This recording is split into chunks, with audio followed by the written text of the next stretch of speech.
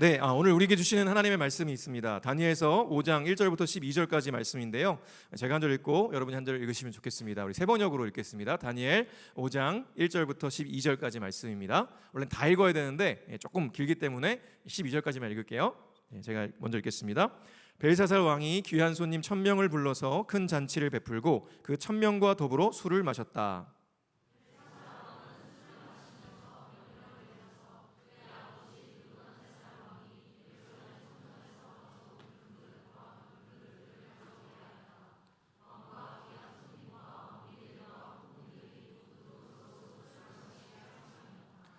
그래서 예루살렘에 있는 하나님의 집 성전에서 가져온 금그릇들을 꺼내서 왕과 귀한 손님과 왕비들과 후궁들이 그것으로 술을 마셨다.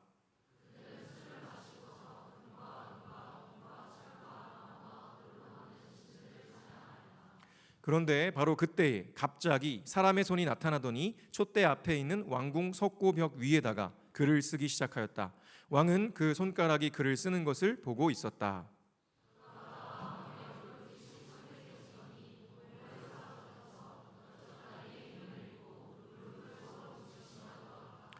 왕은 큰 소리로 외쳐서 주술가들과 점성술가들과 점성가들을 불러오게 하였다. 그들이 들어왔을 때에 그는 바빌론의 지혜자들에게 말하였다. 누구든지 이 글자를 읽고서 그 뜻을 나에게 알려주는 사람은 자색 옷을 입히고 금 목걸이를 목에 걸어주며 이 나라에서 셋째 가는 통치자로 삼겠다.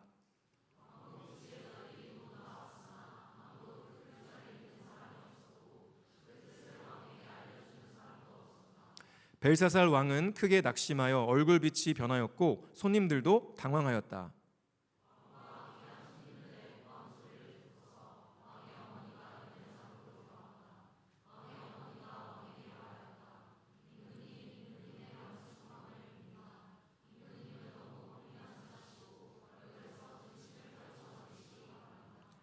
임금님의 나라에 거룩한 신들의 영을 받은 한 사람이 있습니다. 그는 임금님의 아버지 때에 명철과 총명과 신들의 지혜와 같은 지혜를 가진 사람으로 알려진 인물입니다. 임금님의 아버지 느부갓네살 왕께서는 그 사람을 마술사들과 주술가들과 점성술가들과 점성가들의 우두머리로 세우셨습니다. 그의 이름은 다니엘입니다. 그에게는 탁월한 정신과 지식과 꿈을 해몽하는 총명이 있어서 수수께끼도 풀었고 어려운 문제도 해결했습니다. 느부갓네살 왕은 그의 이름을 벨드사살이라고 부르셨습니다. 이제 다니엘을 불러보십시오. 그러면 그가 그 글자를 풀어서 임금님께 알려드릴 것입니다. 아멘. 우리 오늘은 다니엘 스피릿 5번째 시간으로 저울 위에 서다라는 제목으로 하나님 말씀 전하도록 하겠습니다. 이 다니엘서를 보면 우리가 지난주에 나눴던 내용이 4장이었거든요. 근데 4장에는 느부갓네살 왕이 교만해서 하나님의 꿈으로 세계수 나무를 보여주시면서 그 나무가 하늘 꼭대기까지 닿으려고 했는데 하나님 어떻게 하셨죠? 그걸 잘라버리셨어요.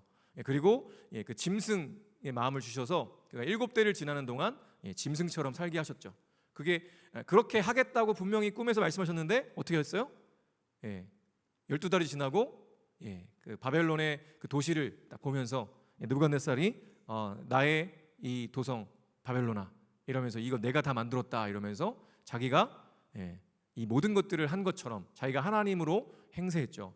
그때 하나님께서 그 말이 끝나기 전에 그가 꿈에서 봤던 그대로 되었습니다. 그래서 그가 7대 동안 짐승처럼 그렇게 숲에서 짐승들과 함께 거하게 되죠. 실제 역사 사료를 찾아보면 느부갓네살 왕의 연대기에는 사실 이런 내용은 정확하게 나오진 않습니다. 다만 이 그 치세의 마지막 때에 한동안 그의 기록이 없다는 걸 봐요. 활동한 기록이 안 나오는 걸 봐요. 그리고 나중에 보면 이제 오늘 읽은 이 벨사살 왕이 등장하는데 사실 왕은 아니고 왕의 섭정 공동 섭정자였죠.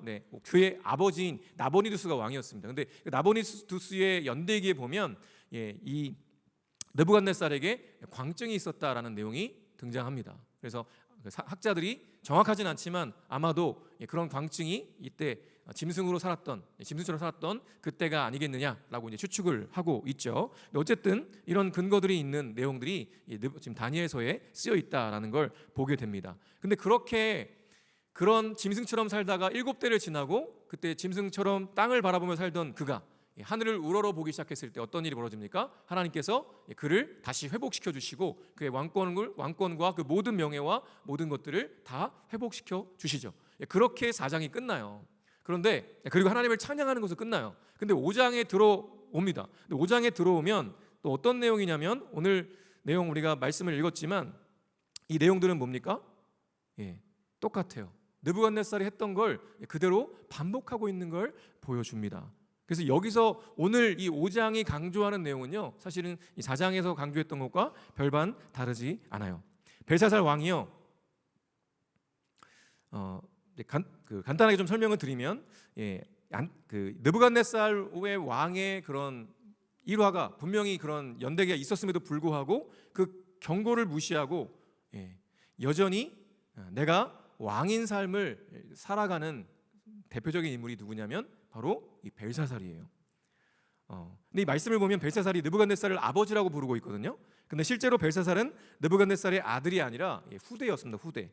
그래서 히브리 문화에서는 선조를 아버지라고 부르기 때문에 벨사살이 아버지라고 불렀던 거는 그렇게 나의 선조다라는 의미를 갖고 있다고 보시면 되겠어요. 그리고 벨사살은 아까 말씀드린 것처럼 사실 왕이 아니었습니다. 벨사살의 아버지였던 나보니두스가 왕이었는데요. 당시 나보니두스는 다른 도시에 원정을 가 있었기 때문에 실제로 이 바벨론을 다스리고 있었던 것은 그의 아들이면서 공동 섭정자였던 벨사살이었던 거죠. 그래서 실질적으로 왕의 역할을 감당했었던 이 벨사살을 성경은 왕이라고 이렇게 불렀던 겁니다. 그리고 오늘 본문의 사건이 일어난 때는요, 바로 바벨론 제국, 정말 영원할 것만 같았던 그 바벨론 제국의 마지막 날 벌어진 일이에요. 바벨론 제국은요, 이날 멸망하게 되고요, 바사 제국의 고레스가 새롭게 제국의 통치자로 등장하게 되는 것입니다. 이런 배경 지식을 가지고 오늘 말씀 속으로 한번 들어볼게요. 자, 벨사살 왕이 귀한 손님 1000명을 불렀습니다. 불러서 큰 잔치를 베풀었어요. 자, 여러분 상상이 되십니까? 1000명이나 되는 사람들을 궁으로 초대해서 잔치를 벌인 걸 보면요, 아마도 이 벨사살은요, 굉장히 자기가 이 바벨론의 왕으로서 정말 자신 스스로를 굉장히 대단하다고 여겼던 것 같아요. 그리고 자신이 할 수 있는 그 모든 것들을 다 누리면서 살았던 사람인 것처럼 보입니다. 그런데 안타까운 건 뭐냐면요, 그렇게 1000명을 불러서 잔치를 치른 걸로 봐서 아마도 벨사살은 그날이 자신의 최후의 날이라는 것을 전혀 예상하지 못했던 것 같습니다. 사실 우리도 마찬가지지 않습니까? 우리의 인생이 언제까지나 계속될 줄로 우린 착각해요. 특별히 여러분들은요, 한창 건강하고 젊은 때를 살아가고 있기 때문에 아마 내일도 나는 당연히 살아 있을 것이라고 생각할 거예요. 아니에요? 당연히 내일이 올 거라고 생각해요. 내일 또 회사 가야지, 내일 또 취업 준비해야지, 내일 또 공부하러 가야지, 이러면서 내일이 당연히 올 거라고 생각하고 살아간다는 것입니다. 그래서 벨사살처럼 많은 사람들과 잔치를 벌이기도 하고 여행 갈 계획을 세우기도 하고 취업을 준비하기도 하고 연애와 결혼을 생각합니다. 그러나 그렇게 당연히 올 것이라고 여기는 내일이요, 정말 올지는 아무도 모르는 거예요. 왜냐하면 우리의 삶과 죽음이 모두 하나님께 달려있기 때문입니다. 만일 우리가 그 사실을 정말 알고 믿는다면요, 우리의 삶은 정말 달라질 거예요. 그런데 여전히 우리가 이 세상 것들에 마음을 두고 세상 사람들이 원하고 바라는 것들에 똑같이 마음의 무게를 두고 있다면요, 우리는 벨사살처럼 오늘이 마지막인 줄도 모르고 흥청망청 자신의 쾌락을 쫓다가 망하는 인생이 되고 말 것입니다. 그런데요, 사실 벨사살이 정말 잘못했던 것은요, 자신의 마지막 날인 줄도 모르고 1000명이나 불러서 잔치를 벌인 것이 아니었습니다. 그는 잔치를 벌이면서 명령을 내리죠. 아버지 느부갓네살 왕이 예루살렘 성전에서 가져온 그릇들을 가져오게 합니다. 그리고 그 거룩한 그릇들에 술을 부어서 술잔으로 쓰는 거예요. 하나님을 예배하던 제사하던 그 귀한 거룩한 그릇들을 말이죠. 그뿐 아니라 금과 은과 동과 철과 나무와 돌로 만든 신들을 찬양합니다. 즉 바벨론의 신들, 우상 신들을 찬양하는 거예요. 그 하나님의 거룩한 성전에서 가져온 그릇들에 술을 담아 마시면서 사람들 앞에서 하나님이 아니라 우상들을 찬양하고 있는 겁니다. 하나님께서 이러한 벨사살을 보시면 어떠셨을까요? 사실 벨사살은요, 바벨론 제국의 전성기를 이루었던 선조 느부갓네살 왕의 일대기를 다 알고 있었지 않습니까? 당연히 알았겠죠. 느부갓네살이 교만해서 자신의 도상 바벨론을 자랑하며 하나님의 자리에 앉았을 때 하나님께서 그를 7대 동안 짐승의 삶으로 낮추셨고, 그가 돌이켜 하나님을 우러러 바라볼 때 다시 회복시키셨던 그 사건을 너무나도 잘 알고 있었을 것입니다. 그런데요, 그럼에도 불구하고 벨사살은 그 일을 무시했습니다. 여호와 하나님께서 가장 강력한 왕 느부갓네살을 패하시고 세우시기도 하시는 분이라는 것을 느부갓네살 자신은 인정했었지만, 근데 20년이 지나고 난 이 벨사살은요, 인정하지 않았던 거죠. 그건 그때고 지금은 다르다. 느부갓네살과 나는 다르다고 여겼던 거예요. 그래서 그는 하나님의 성전의 그릇들을 가져다가 흥청망청 술을 마시며 잔치하는 데 사용했습니다. 그 의도가 무엇이었을까요? 명백히 하나님을 무시하는 행동이었던 거죠. 자, 봐라, 느부갓네살 왕은 저 멸망한 이스라엘의 여호와 하나님 때문에 무서워서 벌벌 떨었지만 나는 다르다. 나는 여호와를 두려워하지 않는다. 그의 성전의 그릇들을 가져와라. 그 그릇은 여호와를 예배하는 데 쓰는 그릇들이었지만 이제는 그저 내 술잔밖에는 안 된다. 내가 위대한 하나님이다. 내가 위대한 존재다 라고 자신을 과시한 거였어요. 게다가 그는요, 그 자리에서 금과 은과 동과 철과 나무와 돌로 만든 신들을 찬양했습니다. 여러분, 뭔가 떠오르지 않습니까? 금은 동 철. 2장에서 느부갓네살이 꾸었던 꿈에 등장했던 신상을 이루고 있던 재료들이었습니다. 금, 은, 동, 철, 진흙으로 만들어진 그 신상이 사람의 손이 닿지 않은 돌이 날아와서 그 모든 걸, 그 신상을 부숴버리고 큰 산을 이루죠. 하나님께서는요, 이미 느부갓네살에게 꿈을 통해서 사람이 만들었던 금, 은, 동, 철의 나라는 사람의 손이 닿지 않은 뜨인 돌, 즉 하나님 나라에 의해서 결국 무너지고 하나님 나라가 완성될 것이라고 이미 말씀하셨던 거예요. 그런데 지금 벨사살은 어떻게 합니까? 그 하나님의 메시지를 정면으로 거부하고 반대로 행하고 있어요. 한마디로 하나님을 무시하고 자신을 과시하며 하나님의 주권에 정면으로 도전하고 있는 겁니다. 당신이 하나님이 아니라 내가 하나님이라고. 이 모든 바벨론의 도성들, 이 바벨론 제국, 여기 내가 누리고 있는 이 모든 것들은 다 내가 이룬 것들이고 내 거라고, 내가 주인이라고, 내가 왕이라고 그렇게 도전하고 있는 것이죠. 이미 느부갓네살이라는 정말 걸출한 선대 왕이 겪었던 일을 알면서도 말이죠. 그리고 그때 놀라운 일이 일어납니다. 5절과 6절 말씀입니다. 제가 한번 읽어보겠습니다. 그런데 바로 그때에 갑자기 사람의 손이 나타나더니 촛대 앞에 있는 왕궁 석고벽 위에다가 글을 쓰기 시작했다. 왕은 그 손가락이 글을 쓰는 것을 보고 있었다. 그러다가 왕의 얼굴빛이 창백해지더니 공포에 사로잡혀서 넓적다리의 힘을 잃고 무릎을 서로 부딪히며 떨었다. 네, 그렇게 교만해서 하나님께 정면으로 도전하고 있을 때 갑자기 사람의 손이 나타난 거예요. 그런데 벽 위에다가 막 글씨를 막 쓰는 거예요. 그 모습을 보다가 벨사살이 너무나 두려운 나머지 무릎을 서로 부딪힐 정도로 덜덜 떨기 시작했대요. 여러분, 무릎을 부딪힐 정도로 덜덜 떨어본 사람 있습니까? 손 한번 들어주세요. 없으면 이게 시범이 안 되잖아요. 시범이 한번 있으면 나와서 시범 한번 보여보라고. 이렇게 무릎이 어떻게 이렇게 개다리춤 같은데, 그 정도로 무서웠던 거예요. 너무나 두려웠던 거죠. 여러분 한번 상상해 보세요. 지금 갑자기 예배드리고 있는데 공중에 손이 딱 나타났어요. 손만 나타나가지고 갑자기 손가락이 벽에다가 막 쓰는 거예요. 유지훈 천재. 죄송해요. 네, 우리 회장님 멋집니다. 그렇게 쓴다고 한번 생각해 보세요. 와, 얼마나 무섭겠습니까? 그렇게 벌벌 떠는 벨사살이 이 글자가 어떤 의미인지 알고자 늘 그렇듯이 주술가들을 부릅니다. 그러나 언제나처럼 역시나 그들은 이 글이 어떤 의미인지 전혀 해석하지 못하죠. 인간이 아무리 뛰어난 지혜를 가졌다고 해도요, 한계가 명확한 거예요. 하나님은 늘 이 바벨론 그 최고의 과학과 기술과 지식을 갖고 있던 그 바벨론의 최고의 학자들도 하나님이 써놓으신 글씨가 무엇인지 알아보지 못하고 그 의미가 무엇인지 알아보지 못하게 했고 또 그 꿈이 무엇인지 해석하지 못하게 하셨다는 것입니다. 왜요? 하나님이 온 우주와 만물의 주인이시기 때문이죠.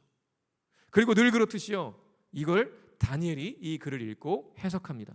다니엘서 5장 25절부터 28절까지인데요. 다 같이 한번 읽어볼까요? 시작. 기록된 글자는 바로 메네, 데겔과 바르신입니다. 그 글자를 해석하면 이러합니다. 메네는 하나님이 이미 임금님의 나라의 시대를 계산하셔서 그 그것이 끝나게 하셨다는 것이고, 대겔은 임금님이 저울에 달리셨는데 무게가 부족함이 드러났다는 것이고, 바르시는 임금님의 왕국이 둘로 나뉘어서 메대와 페르시아 사람에게 넘어갔다는 뜻입니다. 네. 다니엘이 나와서 딱 보니까 이 글자가 뭔지 바로 알게 된 거예요. 하나님께서 알려주신 것이죠. 그래서 그 의미가 무엇인지도 하나님이 깨닫게 하셨습니다. 메네 메네 데겔 우바르신. 이것은 다니엘이 해석한 대로요, 하나님이 이미 이 바벨론의 시대를 계산하셔서 끝나게 하신 거예요. 그리고 벨사살을 하나님의 저울에 달아보셨는데 무게가 부족함이 드러났고요. 그래서 결국 바벨론이 둘로 나뉘어서 페르시아와 메대 사람에게 넘어갔다라는 의미였다는 겁니다. 그렇게 교만해서 하나님께 정면으로 도전했던 벨사살에게 내려진 하나님의 심판의 메시지가 바로 하나님의 손가락이 나타나서, 손이 나타나서 썼던 그 글이었다는 거죠. 사실 벨사살에게는요, 회개하고 돌이킬 기회가 있었습니다. 왜냐하면 느부갓네살이 죽은 지 20여 년이 흐른 후에 이 일이 일어났기 때문이죠. 하나님께서는 이미 벨사살에게 20년이 넘는 은혜의 기회를 주셨던 거예요. 그러나 그는 그 은혜의 기회를 무시했습니다. 하나님의 경고를 무시했습니다. 그리고 그 결과는요, 30절과 31절에 나타납니다. 일단 한번 읽어볼까요? 시작. 바로 그날 밤에 바벨로니아의 벨사살 왕은 살해되었고 메대 사람 다리우스가 그 나라를 차지하였다. 다리우스의 나이는 62살이었다. 네. 하나님의 심판의 메시지가 벽에 쓰여진 그날 밤 벨사살은 살해됐고요. 바벨론 제국은 역사의 뒤편으로 사라지게 되었습니다. 멸망을 당했어요.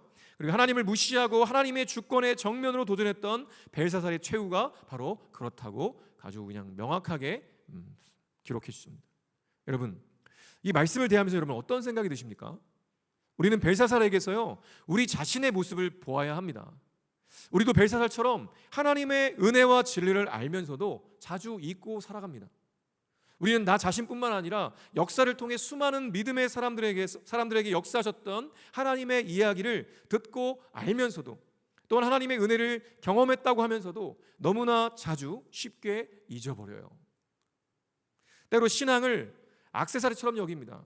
마치 십자가를 장신구처럼 목에 걸고 다니면서도 진정 그 십자가의 의미를 잊어버리고 주님이 아니라 내가 주인 되어서 내 욕망을 따라 살아가는 거예요. 때로 하나님을 나의 성공의 도구로 여기기도 합니다. 마치 램프의 요정 지니처럼 하나님을 대하는 거예요.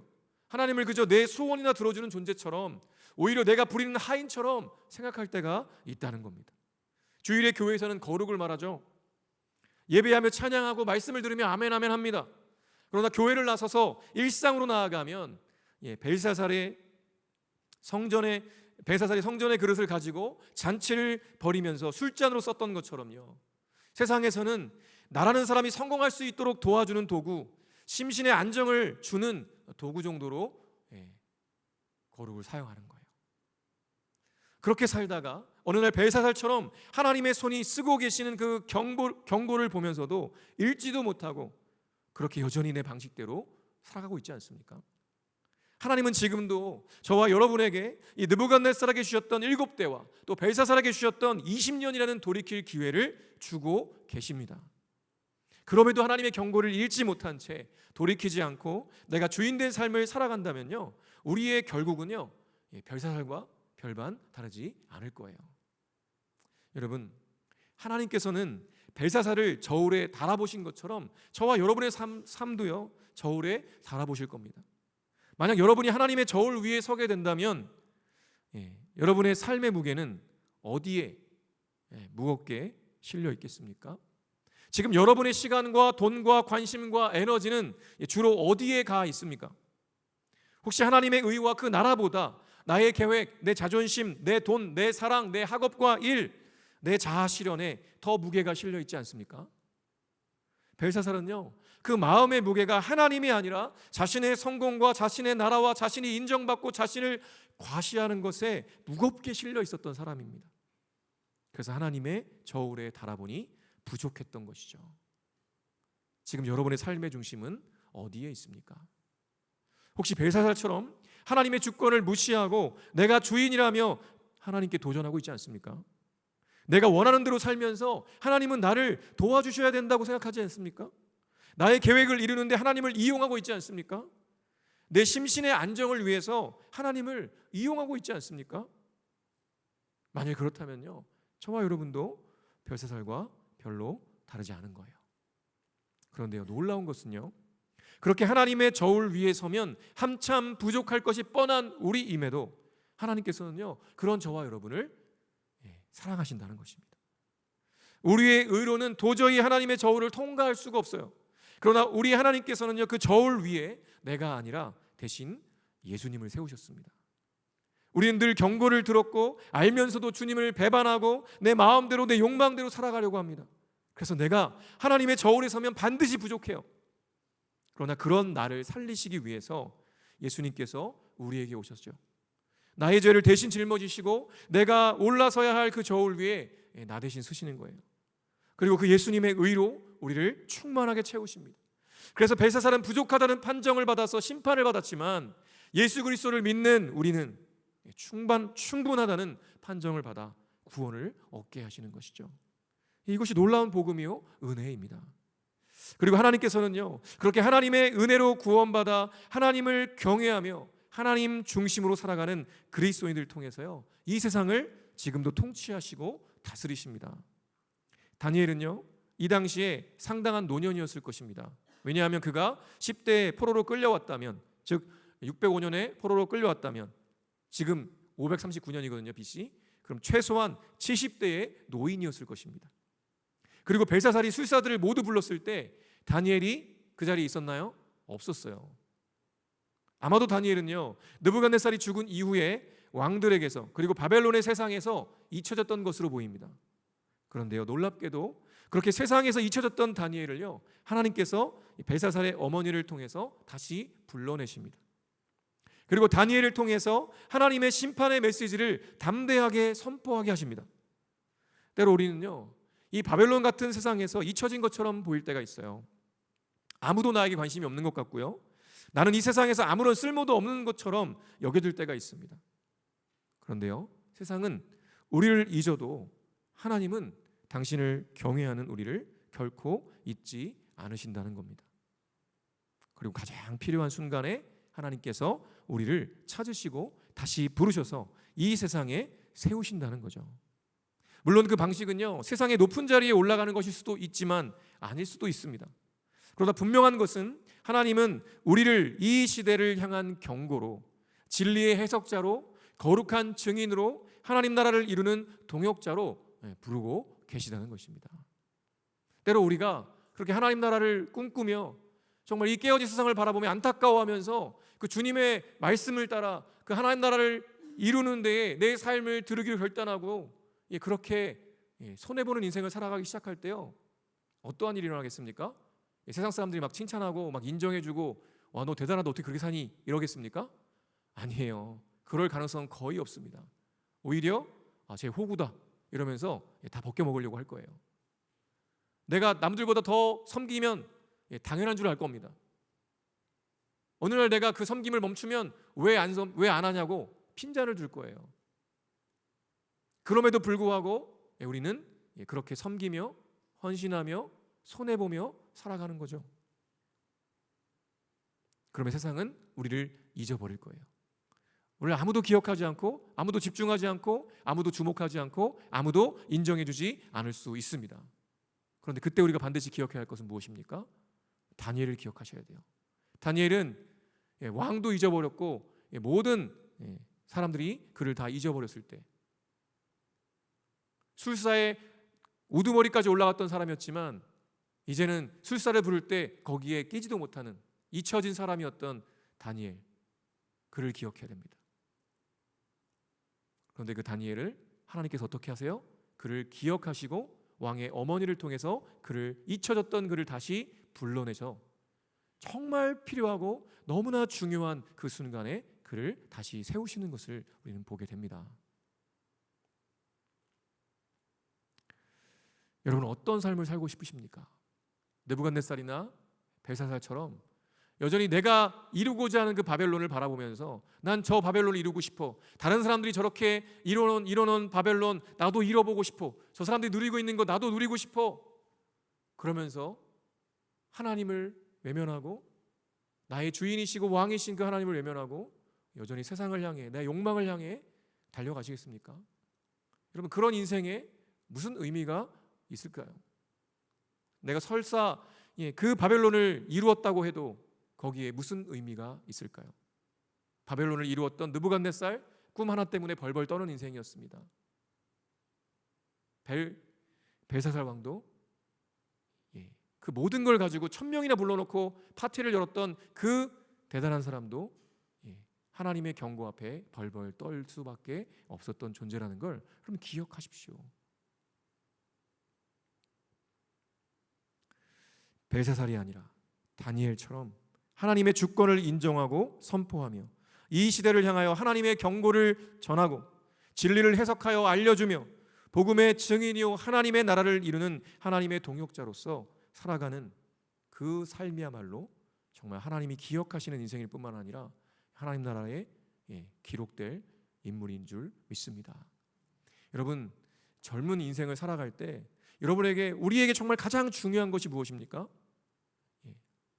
내가 열심히 공부해서 좋은 데 취직하고 연봉 많이 받아서 아파트 사고 차 사고 세계여행 다니고 좋은 사람 만나서 결혼하는 거, 여러분 그것이 정말 여러분의 삶의 목적이십니까?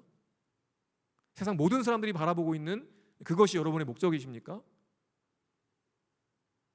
만약에 여러분의 삶의 목적이 그것이라면요, 우리 하나님이 너무 안타까우실 거예요. 왜요?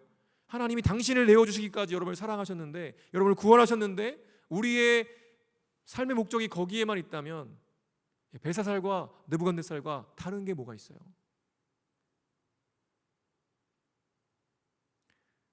우리는 그 모든 것들에서 내려놔야 됩니다. 내가 바라는 욕망들, 내가 이루고자 하는 욕망들이 아니라 하나님이 이루고자 하는 것이 무엇인지, 하나님이 보고 계신 것이 무엇인지, 하나님이 지금 많은 사람들이 저렇게 많은 것들을 누릴 때 그 지구 반대편에서는 정말 수많은 사람들이 먹을 것이 없어서 굶어 죽어가고 있는 이 현실을 아파하면서 그걸 어떻게든 해결해보고자, 그 깨어짐을 어떻게든 회복해보고자 하나님 앞에서 무릎 꿇고 기도하며 눈물을 뿌려 기도하며 이걸 살려내기 위해, 죽어가는 영혼들을 살려내기 위해 공부하고 헌신하고 애쓰고 힘쓰는 그런 하나님의 사람들을 지금도 기다리시고 찾고 계신 거예요. 저는 젊은 여러분들에게 소망이 있다고 생각합니다. 여러분들이 정말로 하나님 나라 앞에 여러분의 삶을 드리기 시작할 때요, 이 깨어진 세상 가운데 하나님의 나라가 어떻게 확장되는지 여러분 보게 되실 거예요. 하나님 그걸 너무 기뻐하실 거예요. 그래서 마지막 날 주님의 얼굴을 마주할 때 여러분 정말 저와 여러분에게 하나님이 칭찬하실 것입니다. 잘했다, 착한 종아, 정말 잘했다, 정말 수고했다 하고 우리를 안아주실 거예요. 여러분, 언제까지 벨사살처럼 느부갓네살처럼 되고 싶어서 그런 삶을 살아가시겠습니까? 사람들이 인정해주지 않아도, 세상이 인정해주지 않아도 오직 하나님이 인정해주신 사람, 그런 다니엘과 같은 믿음의 사람 되시기를 간절히 축원합니다. 이제 우리 함께 찬양하며 우리 기도할 텐데요, 우리 주님 마음 내게 주소서라는 찬양을 고백하려고 합니다. 여러분, 이 찬양의 고백처럼 내 마음에 선한 것이 하나도 없잖아요. 그죠? 우리는 늘 내 마음 가운데 욕망, 욕심이 가득합니다. 아니라고 말을 해도 여전히 다른 사람들이 나보다 잘 사는 것처럼 보이면 마음 상하고요, 부럽고요, 시기하고 질투하는 것이 우리의 삶 아닙니까? 우리는 그래요. 그런데요, 우리 안에 예수 그리스도께서 계십니다. 우리가 그 예수의 영이신 성령님을 바라보고 내 안에 계신 그 성령님을 붙들고 그분의 인도하심에 따라서 살아가기 시작할 때 우리가 더 이상 세상에 얽매여 살아가지 않도록, 세상의 흐름에 따라 살아가지 않도록 우리를 붙들어 주시고요, 우리의 하나님의 인도하심에 따라 살아갈 수 있는 능력을 우리에게 주실 거예요. 오늘 이 시간 주님의 마음을 구하십시다. 주님, 내게 말씀하여 주시고 내게 역사하여 주십시오. 주님의 마음을 내게 부어 주십시오. 내가 선한 것이 하나도 없는 자임을 고백합니다 라는 마음으로 우리 찬양 고백하겠습니다.